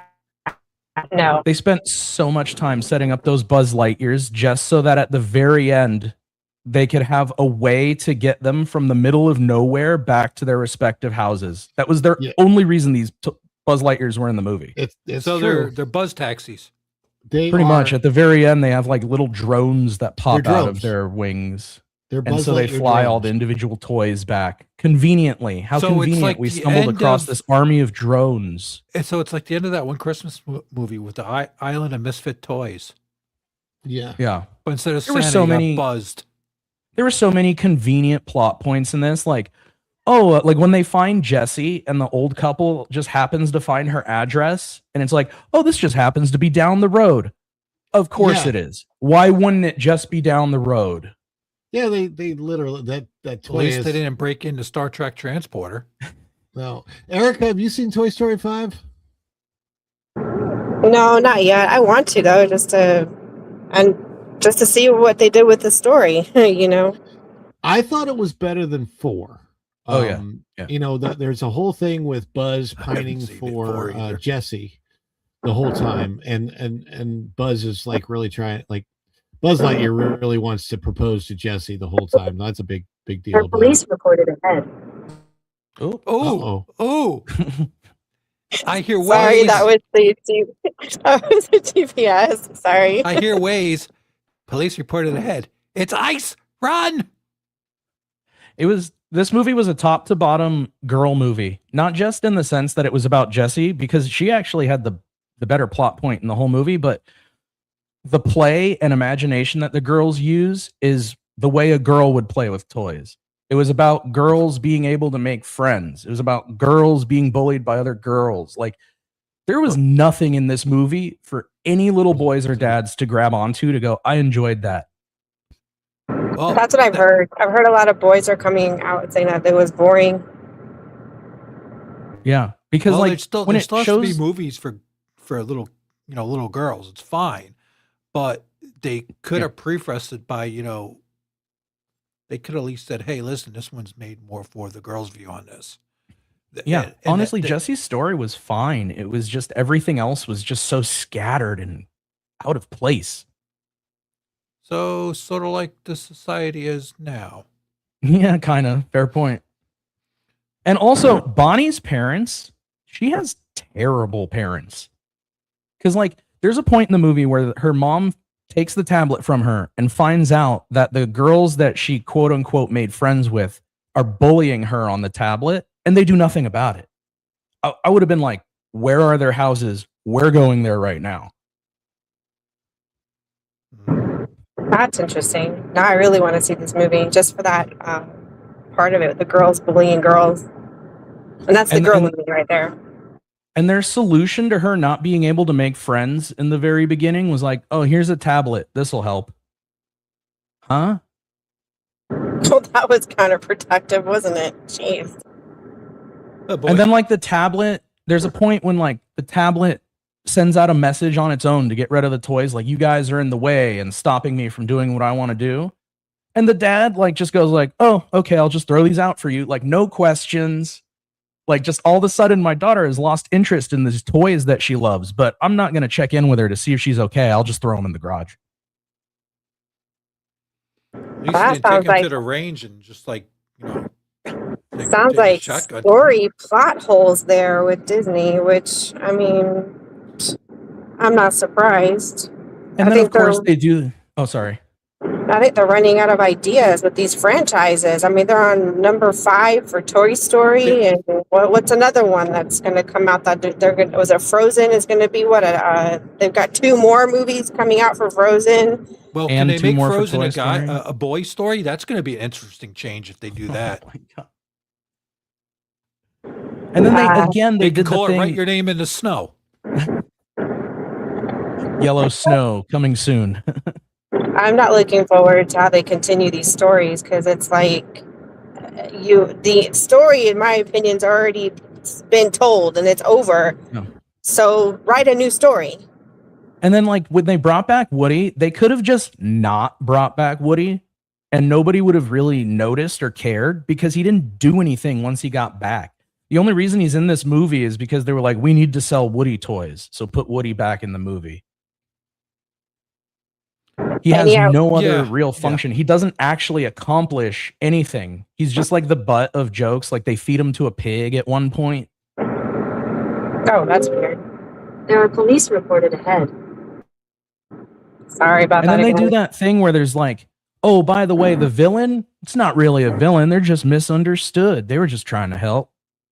Oh, okay. That's one thing Disney's been doing for a while now, where they're blurring the lines between, right and wrong and good and evil, almost to say that good and evil don't fully exist, or evil doesn't fully exist. And I have a huge personal problem with that. And then add that they're bringing in that Hex movie. And that's all I'm going to say on that. Oh my God, the preview for that. Oh. I will also say every preview I got was for a little girls movie. It was for that DreamWorks one with the 2 friends that are like teenage girls. Hex is for little girls. Oh, what other previews did I get? Like everything that's coming out pretty much that's like kid friendly is for little girls. Oh, there's Minions. Shogi, Minions. are you gonna shave your legs and shave your beard and call yourself Josephina? Yeah. I don't think there's enough razors in the CVS for my legs. I got a cousin named Josefina.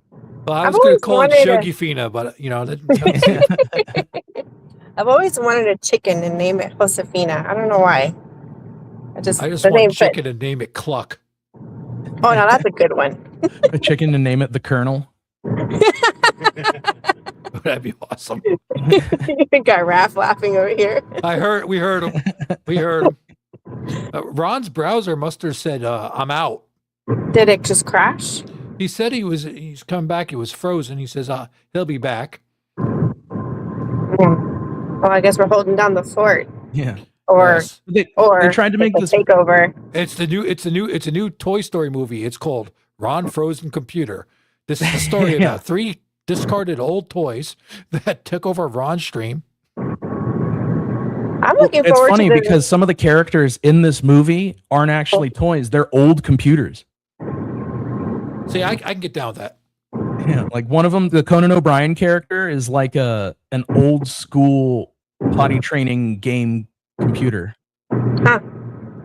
He's still here, Ron, but we can't see you. is you're Leapfrog not even here. still around? Is that a company even still around? I've seen that thing. Leapfrog, the little tablet. I've seen that thing around. Well, just like I the think whole there's- brand, like because the brand used to be all kinds of different toys, like educational stuff. But I'm just curious, is it even still a thing anymore? That I don't know, but Bonnie Gamer brought up, hey, she's seen this at a post office. A kid was 2 years old. We were at SeaWorld, and we are seeing a show in the theater. And there's these 2 parents and maybe a 5-6-year-old sitting in between. And this kid's holding up an iPad, trying to record part of the show, and then starts playing friggin' what is that? Not Fortnite, the other game, Minecraft, in the middle of the show. Meanwhile, the kids we're with and my granddaughter's trying to see this thing. And all we're seeing is this. Ugh. I will say the funniest part of the movie was there's like a 10-minute, 15-minute sequence where they're like finger wagging at parents for giving kids screens. And it's like, that every parent in this theater gave their kids screens at some point. So you're just like chewing out your entire audience for like 10, 15 minutes. That was funny. Yeah. Like at the same time, you're telling kids to get off of tablets. You're relying on Disney Plus. We could never afford the screens when Christian was born, and that was when they were really being launched because we were poor. But I ain't gonna lie, man, no judgment, because especially when they're little, I mean, like tots, and they want to throw a fit in a restaurant, yeah, I'll be the first to stick a screen in front of them to shut them up. Nope. Before tablets, we would be handed like Game Boys. My stepfather, I would have done that. My butt would have been grass right then and there. I would have been out of the restaurant, in the car, and that's it. And I would have been grounded. I had feared to understand that. Okay, you're out in public. You're going to behave. I apologize for Nikki has that. a great point. So the movie itself is not on a screen, which then comes back to like how many of these kids are going to end up watching this movie on a tablet? Yes. So just to let you know what was going on with me, I'm operating StreamYard on a what's called a lily pad. And He's sabotaging you, Ron. Get rid of her. Ron, Yeah. Ron. I thought the lily pad had more options than your existing computer. I'm sorry. I should never recommend it. I'm starting to feel like I'm operating on the on a machine that just teaches you how to does toilet training. So yeah, or plays a game where you select the poop. Me and Shogi had something we wanted to bring up to show you today. What was that? Oh yes, we did, Shogi. We were talking about it. We found it on Amazon, and it has a screen on it. That's right. Yeah. Oh, it's a smart toaster. A smart toaster? I'm not kidding you. I've seen those. That's a real thing, isn't it? Yes. Shogi was trying to talk me to sending you one, Erica. Yeah, I was telling Tom, I was like, you should send that as like a housewarming to Erica. It's funny because I was, hold on a second, Christian. Didn't we see a smart toaster at some point? Somewhere? Didn't we see a smart toaster? I mean, it's like an iPad screen on it where it had the different, different settings for toast. Yeah. It was like pick a color, done this. I'm just like, are you serious? We were really need a laughing at screen on a that. toaster. I know. I remember pointing it out to Christian, and we just started laughing because it's like, really? Do you really need this for a toaster just to make toast? And the one feature they had, it's like, oh, you can have a cord wrap underneath it. Wait, so this thing gets really hot, does toast. You want a cord wrap underneath it, and it has a screen. No, we just got a regular salesman. We got a regular small, like Black & Decker toaster oven. Is what we got. It's like I just have a regular. You push the button, you turn the dial. If you can't figure that out, what's that old comedic saying? Here's your sign. We're Here's doomed. your sign. Yep. Here's your sign. I don't know about your theater, Ron, but was anybody laughing at all at the jokes? Because mine was dead silent. Actually, no. My theater, my theater applauded at the end of the movie. Like mine applauded at the end of the movie, but nobody was laughing at the parts that were supposed to be funny. Oh, I don't know. Like there was a lot of chatter in the theater. There were a lot of kids. I went at 11:40 a.m. on a Wednesday, which is the cheap day with free popcorn. So there were a lot of families and a lot of young kids. And it was busy. I think people it has a heartwarming ending. You have to kind of, it's written for kids. Yeah, as an adult, when you watch this, Shogi is pointing out there are just way too many plot holes and plot devices, and they use this to get to here, to get to there, and this. I mean, it's not the kind of this movie, if it hadn't been made for adults, would not hold water because it's just way too convoluted of things that happen. I will say this: I worry a little bit that the movie kind of showcases that. It almost makes it seem like Bonnie and Blaze are the weirdo kids. They are the weirdo kids because Blaze is like 14 and Bonnie is like 5 and they're hanging out as best friends now. I think Bonnie's supposed to be 8, but either way, Blaze looks like she's an early teenager, and then Bonnie comes. She's like 12 or 13, and Bonnie comes across younger. They befriend each other at the end, but they're the only two weirdos that still play with toys while like the whole rest of the world has moved on and gone to screens. And so it's got like there's a lot of mixed messaging in the movie. Like I can't figure out who it is. It was a non-offensive movie and it was boring. So I mean, I can see where like kids. It was kind of like a TikTok, like a series of TikToks. Every scene really didn't have much to do with the scene before it. And so it was just like little snippets to capture their attention moments at a time. My wife fell asleep. Sounds terrible. My wife fell asleep during the movie because she even told me on the way home. I don't know, as I fell asleep during the part of it. So yeah, she told me. But I mean, Xander liked it. I don't know if he loved it, but I have to admit, I have never been a big Toy Story fan because when the very first movie came out, it came out at a time when I was in my early 20s. So it was not a movie that was like, I was not the audience for this. I was in that interim stage where I didn't have kids yet. I'm a young adult. I'm not going to go watch a movie like this. It just wasn't, it wasn't on my radar. I watched that back then, Ron, because of the graphics and the way it came out and what it represented graphically wise.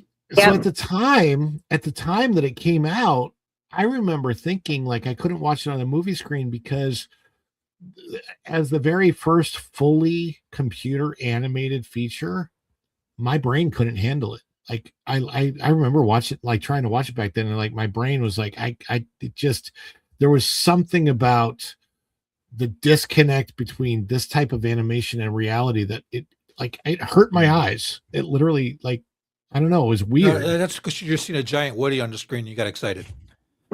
I was excited for it because video games had already gone in that direction. So to see animation go there, I was excited and looking forward to seeing the first movie just to see what this computer animation but weren't you like 11? Yeah, but but when I was 11, like Beauty and the Beast and Aladdin came out. Okay, but you were still pretty much younger, a lot younger than I was. But I loved Disney animation. I wanted to work for Disney animation as a child. That was like my dream thing, and that was that was clearly like not going to happen. But anyway, there was another movie. I can't remember the name of it. It was it was all done digital. They were touting it, and it was like a sci-fi space movie, and it was almost like Attack of the Clones. No, no. It was. I hate sand. Gets everywhere. I'm trying to remember it. It was actually pretty damn good, and the graphics were outstanding for its time. Yeah. It was almost like Japanimation, but it wasn't. It was. I can't remember it. I'll remember. It'll come to me like tonight when I'm laying down trying to sleep. I'll pop my friggin' pea brain.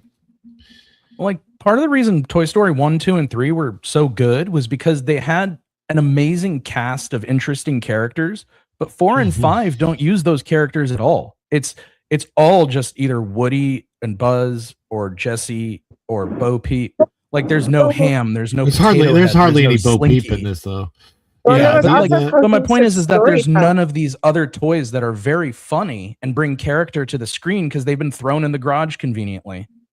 Yeah, that was weird. I heard you talking about that when I was I was on my little break, but I did Secretly, hear you he's taking talking a about. coffee break. He's going to have more caffeine. He's doing a Yeah. couple reps in between let me Push-ups. do this.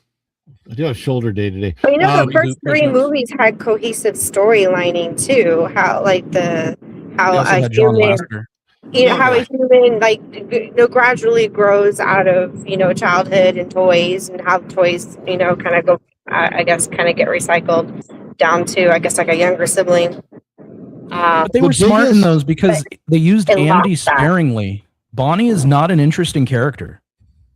No, well, this movie was meant to sell Buzz Lightyear drone toys, which are a real thing and they are coming out. Yeah. Absolutely. Like it was a commercial for this toy the whole time. And that was very, very obvious. And then Where the best second part reason is this movie has come out is because Disney has lost their ability to create new things. And you can see that with Hoppers. Hoppers sucked. They don't have the ability to create good new stuff. So they go back to the well and they're like, well, let's throw something together. And that's what this story was. It was thrown together. It's not, it got approved there. It's a passing. It works and it's going to make money. It's going to make big money for Disney. I don't know. It's like already up to like $500 million or something. I don't know, but it's going to make money for I think that it still may struggle to get to the billion mark. Because there's a lot Really of other depends stuff on the coming repeat out. views. If little boys are uninterested in seeing it twice, I don't know. I don't think this is not a movie for the boys. That's what I'm saying. Like you kind of need all all the kids to say, "I want to see it again," not Yeah. just one of them. Well, and I will say, Toy Story does seem like a franchise that's not just a boys franchise. It It's as everybody. a franchise in general, it has been the best. This suits both boys and girls franchise, even from the beginning, because all little kids can play with toys. But right, like the storyline though is a little weird because it's like, yeah, you're trying to rekindle in your audience the desire to play with toys again and be imaginative, but I'm sure every single kid got in the car and wanted their lily pad or their version of a lily pad. My son, as soon as he got back in the car, he's playing with what he was playing on the way home? Literally on his tablet, but playing the Spider-Man game on his tablet. And he goes, "When's the new Spider-Man movie come out?" Yeah, you can see visual proof of the toys just by going to any Walmart or Target and walk down the toy aisle. Nothing is sold out. Yeah, No. fully stocked. Mm-hmm. It's honestly, I get it, but what's it doing for their imagination, really? It's teaching them that they'll have somebody create their imagination for them. Yep. Bingo. Yep. It's That it's no bothers the longer hell out of me. no longer one little spark, no longer the figment of imagination. That's why they want to move away from Figment too. Which is sad. I thought they wanted to move away from Figment because guys like Shogi like to go and dress up and look like Figment. Oh, sorry. did I No, say I that look out like the loud? Dream Finder. I just got to go get my purple top hat. Dream Finder. It's always fun when his creator is there in the park. I've seen him the last 2 years. What is his name? The Billy Imagineer? Barty? No. The Imagineer. Oh, I almost I met don't Billy remember. in life, real life, one time. I want to say his name is Bruce. One of the Bruce. His image is in my head right now. It's Tony Baxter. Dear Lord, Tony Baxter. Yeah, Tony. Because Tony's been in the parks the last couple of years. Yeah, he created Dreamfinder and Figment. Oh, I didn't know that was his project. That's awesome. That's cool. Yeah, there you go. Bonnie says you'd be perfect as the Dreamfinder. I would agree. Speaking of that, you know what? You do look like the Dreamfinder, actually. We have the same red beard, shaped head. Where can these dreamers find you at, Shogi? At the moment, I'm still in the middle of creating the channel, but I will have something soon for you guys to be able to find me. And even if I just start by posting some pictures while I work on the videos, I'm gonna have something established hopefully soon coming up here. There you go. He's working on it, guys. He's working on it. Tom?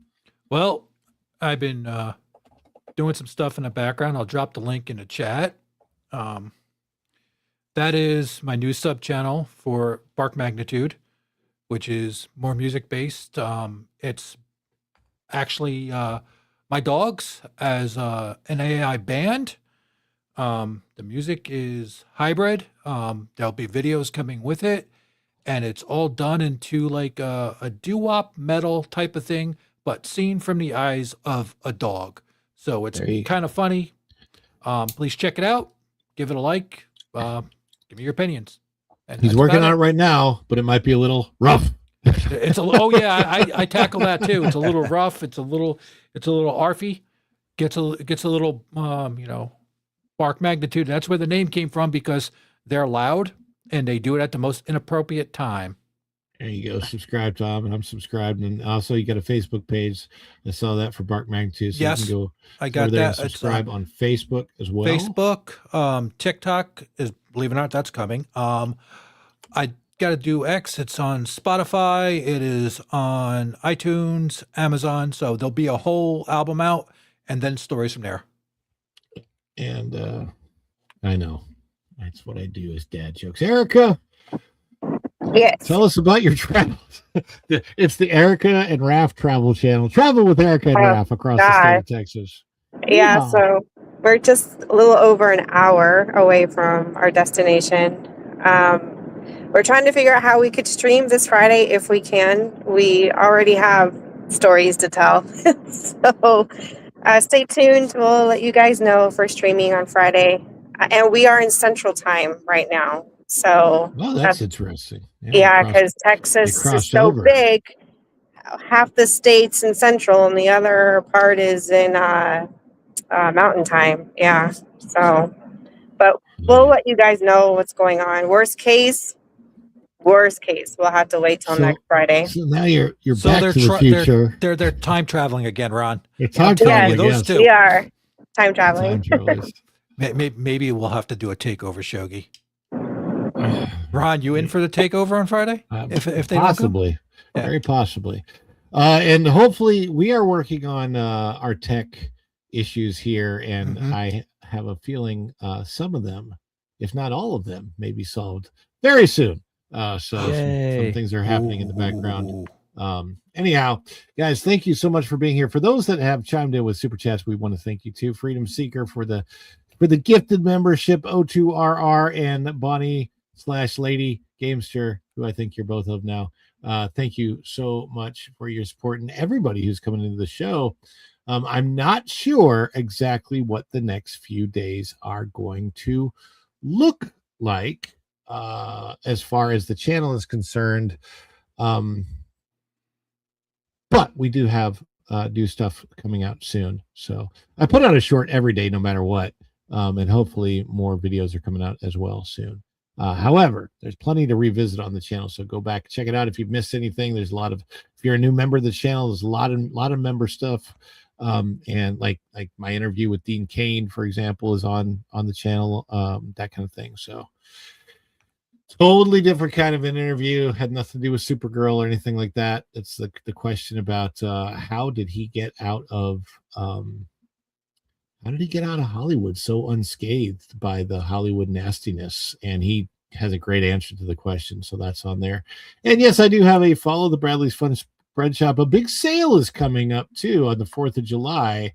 over there. So I will say I wore the new shirt today to my physical therapy, and I think it's great. The quality on it is amazing.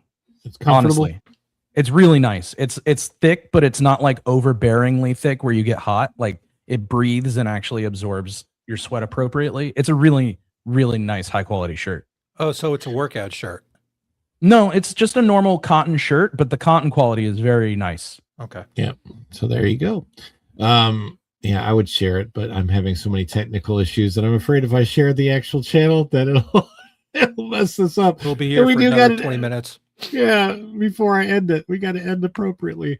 Thank you, Erica and Raph and Tom and Shogi and everybody that's been in the chat today. Thank you all so much for being here. Thank you, everybody that's chimed in, and we appreciate all of you.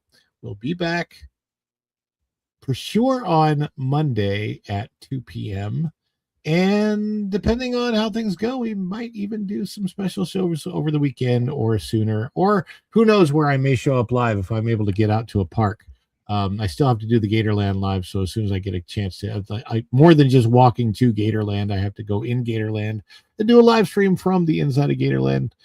So that's a necessity too. Thank you guys so much, and until next time, we'll see you real soon. Bye, everybody. Ciao. Dishes are done, man. Cleans them down to the shot.